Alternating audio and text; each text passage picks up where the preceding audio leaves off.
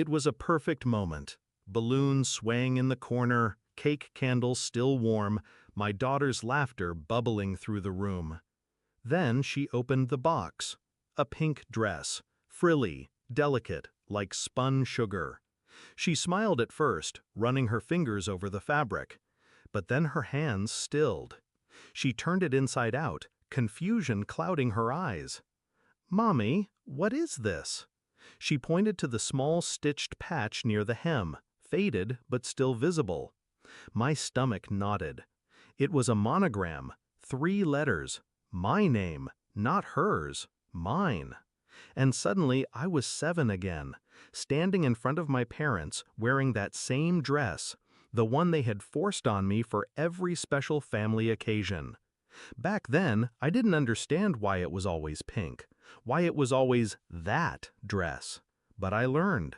It was their way of branding me, of reminding me I was theirs to display, to control, to humiliate when I stepped out of line. I thought I'd escaped that house for good.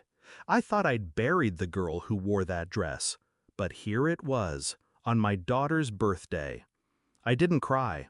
I folded the dress back into the box, and I started planning. I hadn't spoken to my parents in 3 years, not since I left my father's business and exposed his creative accounting to the authorities. Not since my mother told me, in the coldest voice imaginable, that I'd ruined the family. They'd tried to reel me back in, letters, money, veiled threats, but they'd never dared approach my daughter. Until now. The dress wasn't a gift. It was a warning, a reminder that they could still reach me. That night, after my daughter fell asleep, I poured myself a glass of wine and spread the dress out on the table. Every stitch was perfectly intact. I traced the monogram with my fingertip, feeling the heat rise in my chest. They thought they could intimidate me. They forgot who they'd raised. The next morning, before their calls started, I went to my office. I pulled out the file I'd been building for years. Photographs, bank records, property deeds. My father had always been meticulous, but arrogance makes people sloppy. He'd funneled money through shell companies, hidden assets overseas, and used my mother's charity as a laundering front. I had proof of it all. I'd been saving it, telling myself I'd only use it if they came after me again. Now, the box on my kitchen table told me it was time. I didn't confront them. I didn't answer their calls. I simply made copies, 3 sets, one to the tax authorities, one to a journalist I trusted, and one to their lawyer. By noon, my phone was vibrating nonstop. When I finally picked up, it was my mother. Her voice trembled, not with fear, but with fury. "How could you? Do you have any idea what you've done?" I kept my tone even. "Do you have any idea what you've done?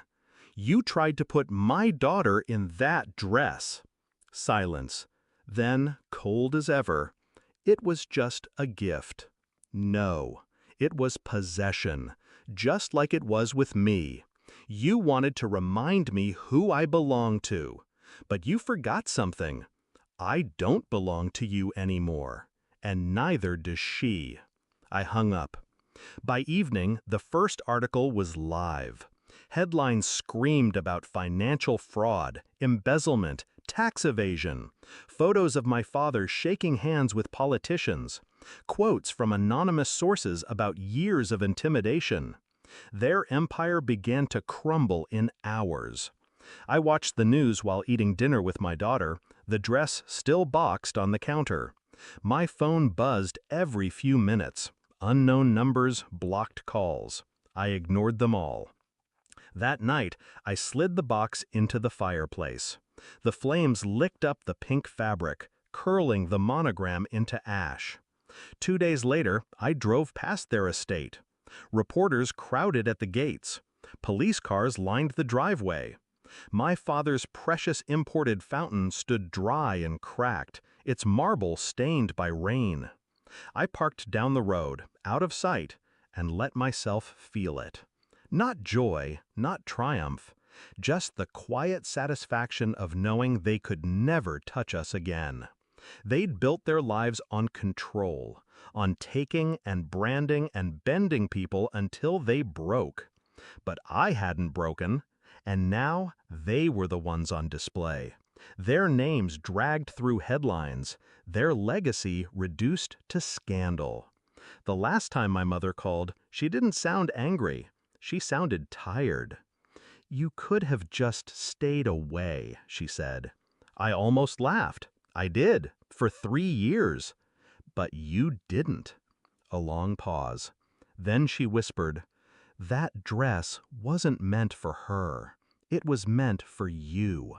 To remember where you came from." I let the silence stretch before I answered. I do remember. That's why I made sure my daughter never will. And I ended the call. Sometimes when I see my daughter twirling in her room, wearing whatever bright, mismatched clothes she's chosen that day, I think about the little girl I was, the one who wore pink because she was told to, who smiled for photographs while her hands itched to tear the fabric off.